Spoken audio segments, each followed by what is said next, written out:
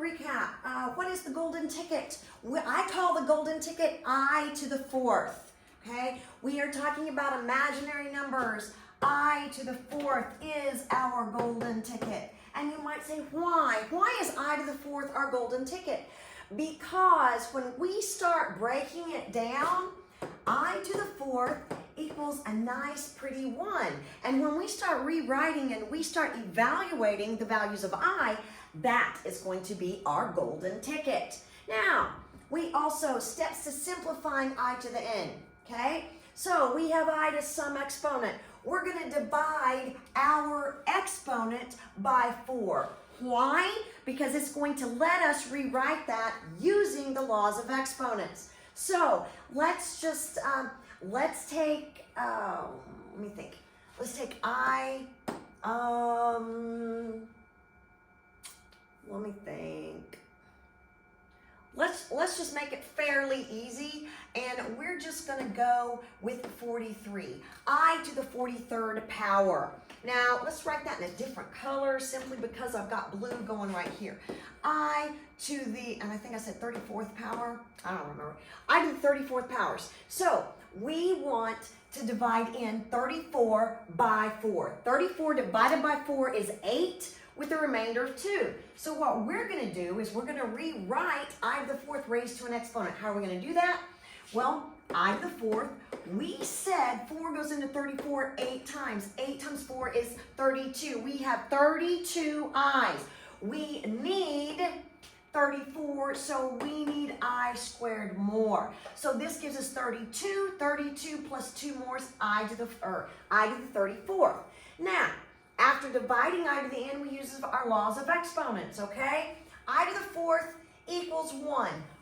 1 raised to any power will always be 1. 1 to the 8th is 1, okay? So we'll have 1 times our remainder. Our remainder is I squared. I squared has a value. That is a negative 1. 1 times negative 1 is a negative 1. So we simplified I to the 34th by using and utilizing our laws of exponents. That's why I to the fourth is our golden ticket. Real quick, we'll do a few examples. Okay, I to the 9th. We're going to rewrite every one of these, okay, and this is what's beautiful. We're going to rewrite it I to the fourth to some exponent. This is going to be I to the fourth to some exponent. This is going to be I to the fourth to some exponent, and this is going to be I to the fourth to some exponent. And the truth is, we may or may not have remainders. We do know that 4 goes into 9 twice. 2 times 4 is 8, so I would have I to the 8th. I need 1 more, which gives me I to the 9th. This right here, I to the 4th is 1. 1 squared is 1. 1 times I is I. I have finished and simplified this I to the 9th. I to the 50th. 4 goes into 50 12 times. And I have 2 left over because 12 times 4 is 48. I need 50, so I need I squared more, okay? Now, again, I to the fourth is 1. 1 to the 12th power is 1. 1 times I squared. Remember, I squared has the value of a negative 1. 1 times a negative 1 is a negative 1, and I'm done. I have simplified this one as well. I to the 157th. Now, I can do this without a calculator, but I'm also going to show you how to utilize calculators. So here we go. We're going to pull this up. Let me clear this really quickly, and we're going to divide 157 by 4. And that's exactly 157. We're going to divide by 4. Now, what this 0.25 means, that means I have a remainder of 1, okay? So 39 times 4 is going to give me 156, but I need 157. So technically, I'm going to have I to the 4th to the 39th power, and then I have 1 more I. So what I'm going to do is I'm going to rewrite that. I have, let's use black on this one. I have I to the 4th. We said that was to the 39th power, and that's going to give me 156, or I to the 156th power. But I need 157, so I need one more I. Again, I to the 4th is 1. 1 to the 39th power is 1. So 1 times I is I. I happen to get an I. Okay? I to the 1,543rd power. Again, I could do this without a calculator, but I am going to show you how to utilize your calculators. Before that, I got to get 1,543. Okay. So 1,543, as soon as I turn my little smartboard on, 1,543, I'm going to divide that by 4. That's going to give me 385 with a remainder of 3, because I would have 3 left over. So I'm going to take I to the 4th to the 385th power, and then I'm going to have 75, or not 75, I have 3 more left. 0.75 gives me 3 out of the 4 quarters. So 385. So on this one, I will go back to green. This is going, or actually I have blue. This is I to, I already forgot. 385, sorry about that. So I have the 385th power, but I had 3 left over with the remainder of 3. So this is going to be I cubed. Again, this right here is 1. 1 to the 385th power is 1. We have 1 times I cubed. I cubed has a value. I cubed is a negative I. 1 times a negative I is a negative I.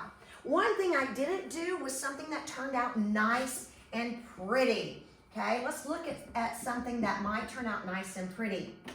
Now, let's take let's take I to the 24th power. Okay, well, I to the 24th power can be rewritten I to the 4th raised to the 6th power.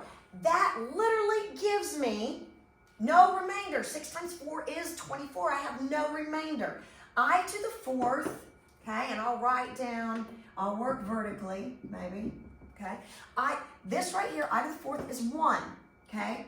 1 to the 6th power. It doesn't matter. 1 times 1 times 1 times 1 times 1 times 1 is still going to be 1. Okay, so when it turns out nice and pretty, we have 1. Otherwise, we have 4 different answers to choose from. It could be I, it could be a negative 1, it could be a negative I, or it could be 1. So this is just a quick recap on your I's.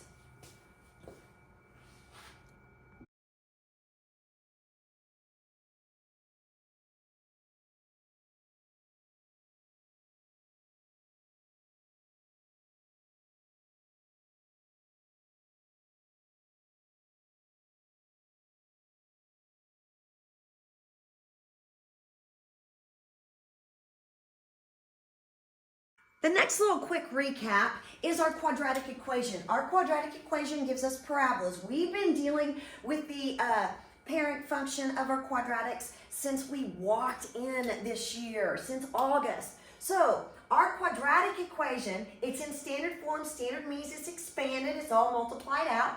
And when rule of thumb is on the quadratics, especially when we're doing things, we want one side equal to 0. It doesn't always happen that way, but when we're dealing with the quadratic formula, things like that, one side needs to be 0. So when you're factoring and solving, and when you're using your quadratic equation or your quadratic formula, you need to be sure one side is equal to 0. So one side is equal to 0. It is ax squared plus bx plus c. A being the coefficient of your quadratic term. This right here is your quadratic term. This is the quadratic term. A is the coefficient of the quadratic term. This is your linear term. B is the coefficient of your linear term. C is your constant. It's the number all by itself. So this is your quadratic equation. You have ax squared plus bx plus c. You don't have to have a linear term. You don't have to have a constant, okay? But you have to have a quadratic term in order to have a quadratic function, okay? So this is your quadratic equation. One side is equal to 0. Here's your quadratic formula, Now, if I ever ask you to verbally tell me the formula, you're going to tell me the opposite of the value of b. And this is supposed to be plus or minus. It's plus or minus the square root of b squared minus 4ac, all over 2 times the value of a. Okay? So this is a plug and chug. We will not be utilizing the entire formula today, but you need to know what the formula looks like, because we are going to utilize part of the formula today. So this is your quadratic equation right here: ax squared plus bx plus c equals 0. Okay? And we have to have one side equal to 0 to utilize your quadratic formula. Your quadratic formula is this. And what does the quadratic formula do for us? Well, actually, we can plug numbers into that and we can get the solutions to our graphs. Okay, so that is what's the importance about our quadratic equation and our quadratic formula. And like I said, we aren't going to utilize the formula today in this lesson, but we're going to utilize part of it. And what we're going to utilize is what's under the radicand. Okay, and that what's under the radicand that's the radical. So here's the radical. What's in here is the radicand. This b squared minus 4ac, this right here is called our radicand. What is under the radical is our radicand. And we are going to be utilizing this part today.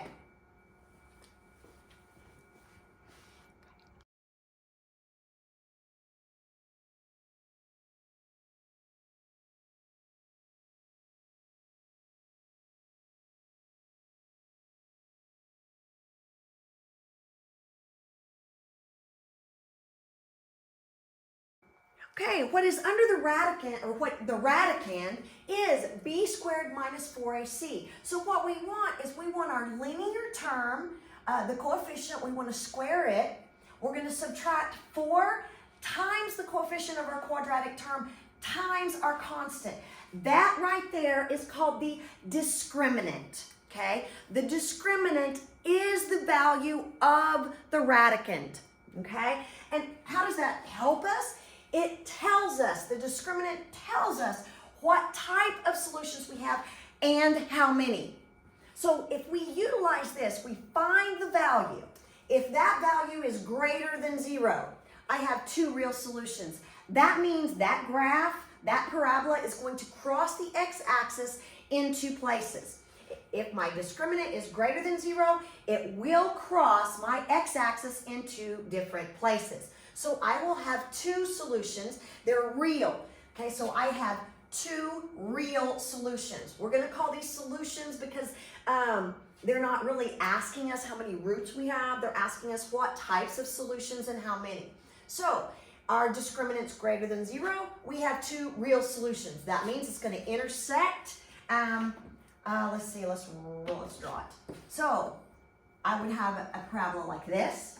I could have a parabola like that. It doesn't matter. Somewhere, somehow, on that grid, it's going to cross my x-axis 2 different times. Okay? Now I'm going to go down here. If my discriminant equals 0, 0 equals 0, I'm going to have 1 real solution. And our graph, what will happen is it will just touch it. It could open down. It just touches it one place. That didn't look very good, but it does. It just touches it in one place. So let's see if we get it right here. There we go. So it could touch it right there, just in one place. We just intersect the x-axis in one place. It's called a double root because we end up with a nice, pretty square. Okay? So when our discriminant equals 0, we have 1 real solution. When our discriminant is less than 0, it's less than 0. That means I have a negative under the radical. That's where our imaginary number comes in. So when our discriminant is less than 0, we have 2 imaginary solutions. We have no real roots. And we're going to look at what the graphs might look like on that in just a moment.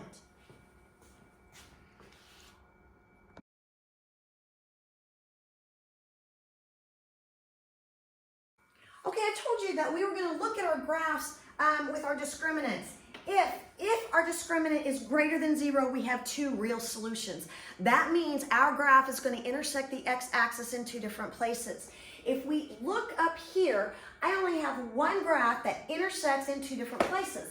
That's that one right here. It intersects it here and there, okay? So my graph could open down, it could open up, but regardless, it's gonna cross this x-axis 2 different times, which it does right there and there. So our discriminant is greater than 0. There's lots of things we can do this, but if we're just identifying if our discriminant is greater than or less than 0, okay, this one right here is gonna be greater than 0 because I have 2 real solutions.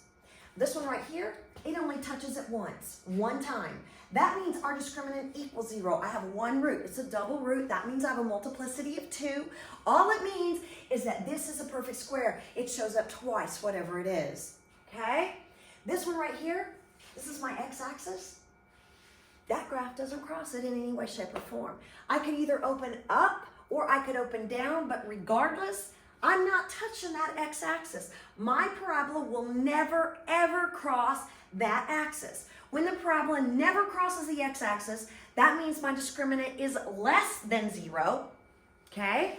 So my discriminant is less than 0, so I have no real solutions. That means I have 2 imaginary solutions, okay? So now that we've talked about the discriminant, what it is, how to deal with it on the graphs, or how to tell by looking on a graph whether or not the discriminant is greater than 0, less than 0, or equal to 0, we're actually going to use the algebraic method. Okay? So hold tight, grab your notebooks, and let's get to this one.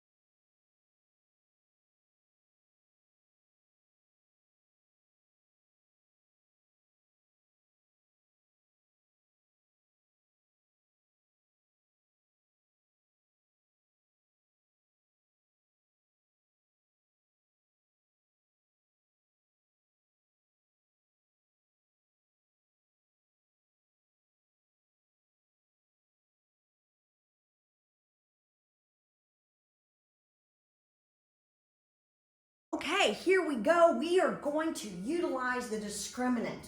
We are going to tell the number of solutions, or how many solutions and what type.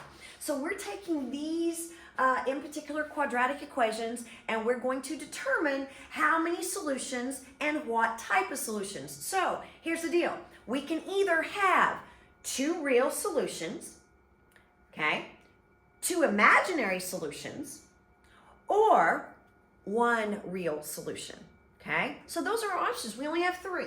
So even if we were to guess, we've got a 33% chance, okay? So here we go. So if I'm looking at these, now first and foremost, I made these easy. These are already equal to 0. If they're not, we have to make that happen. We have to have one side equals 0. That is a necessity, okay? We made this easy. One side is equal to 0. Now, our discriminant is b squared minus 4 times the value of a times the value of c. Now, I probably should have put parentheses up here because you're going to utilize the parentheses each time, every time, all the time. Now, just for explanatory purposes, I'm going to label a, b, and c. A is 1, b is 6, and c is a negative 16. That's for this one. For this one, a is 5, b is a negative 9, c is a positive 2. We can do that on all of these just real quick and easy. A is 6, b is 7, and c happens to be 6 too. It's just a coincidence. They can equal. That's not a big deal. Here, a is 9, b is a negative 12. We keep the sign with the number. b is a negative 12, and c is 4. So we can identify A, B, and C. If we can identify A, B, and C, we can plug it into that formula. It's a plug and chug, plug in the formulas. So each time, okay, we have B squared minus 4 times the value of A times the value of C. See my parentheses? I'm going to do that for everything. B squared, okay, minus 4 times the value of A times the value of C. Same thing here.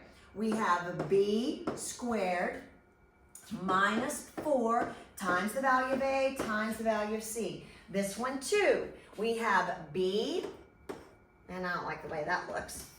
We have b squared minus 4 times the value of a times the value of c. And we're going to plug all these in, okay? Relatively simple, okay? B is 6. I have 6 squared minus 4 times a. A is 1, and c is a negative 16. Keep the sign with the number, okay? Me. Now, I can do this in my head, but we're going to, okay, you can utilize either brain power, which is fine. This would be 36. This would end up being a positive 64. 36 plus 64 is 100. 100 is greater than 0. So this is going to have 2 real roots. We're going to pretend, okay, we don't know what this is at the moment, so we're going to grab our handy-dandy calculator, and it's on our paper. Exactly how it's on the paper is exactly how we're going to put it in our calculator. So I have 6, and then my squared is outside it. I'm subtracting 4 times the value of a, which was 1, times the value of c, which was a negative 16, and I hit enter, and it gives me 100. I know that value is greater than 0. So I go back to my work, and my discriminant value is 100. So if I have to state the discriminant is 100. I found that. So that's the discriminant. I'm just going to put DISC. Discriminant is 100. So what does the discriminant tell me? It tells me how many solutions and what type exist. So because it's 100, 100 is greater than 0. So we have 2 real solutions. So this graph is going to cross the x-axis in 2 different places. And I want to say it's going to open up. So my vertex is going to be somewhere below the x-axis because it opens up and it crosses the x-axis. But again, it opens up because our a value is a positive.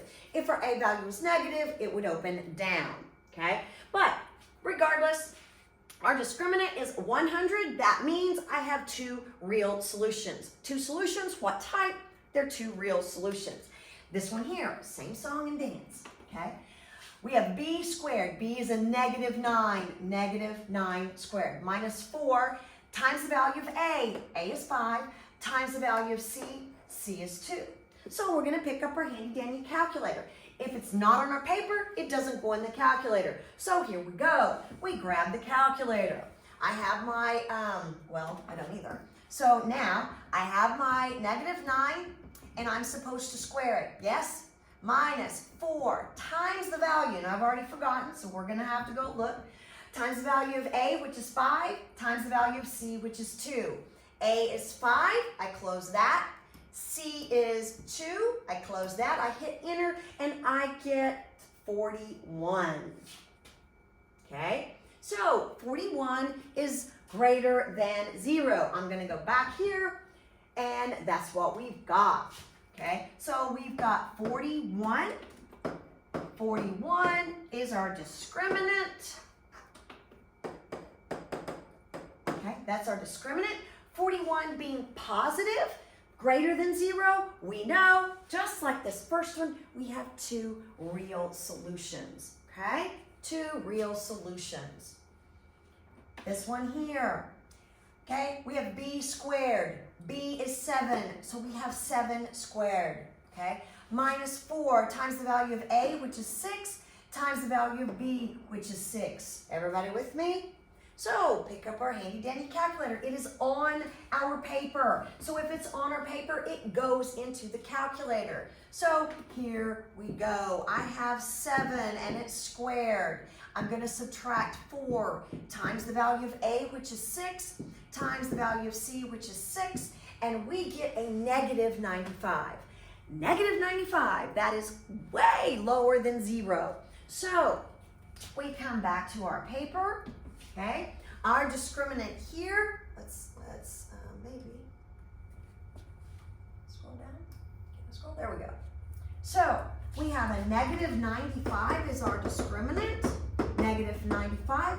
Because it is less than 0, we have two imaginary, I can't spell it.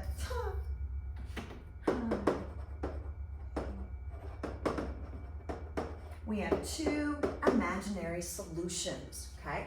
Well, how many solutions? Two. What type of solutions? Imaginary. Two imaginary solutions, okay? Now, our last example that we're going to do, okay, b squared. B is a negative 12. Negative 12 squared minus 4 times the value of a, which is 9, times the value of c, which is 4, okay? Again, I already know this, but we're going to utilize our handy-dandy calculator if you choose that. If not, you do it by hand. You end up with 144 minus 144, which is going to be 0, okay? But we're going to play devil's advocate. We're going to put our negative 12 in here. We're going to square it. We're going to subtract 4 times 9 times 4, okay? Times the value of a times the value of c. We're going to hit enter. Oh, looky there. 0. 0 equals 0. When our discriminant equals 0, how many solutions do we have? 1. Okay? Our discriminant is 0. Okay? We have one solution. What type? One real solution. That means my graph is just going to, my graph of my parabola is going to hit that x-axis and either just touch it once and open up or touch it once and open down. Doesn't really matter. Okay? But these are the things that you're going to be utilizing. All right? So now, the next slides you're going to see are your 4 problems that you need to do. So you need to be sure and utilize all 4 of these problems. Be sure you show all your work. So good luck.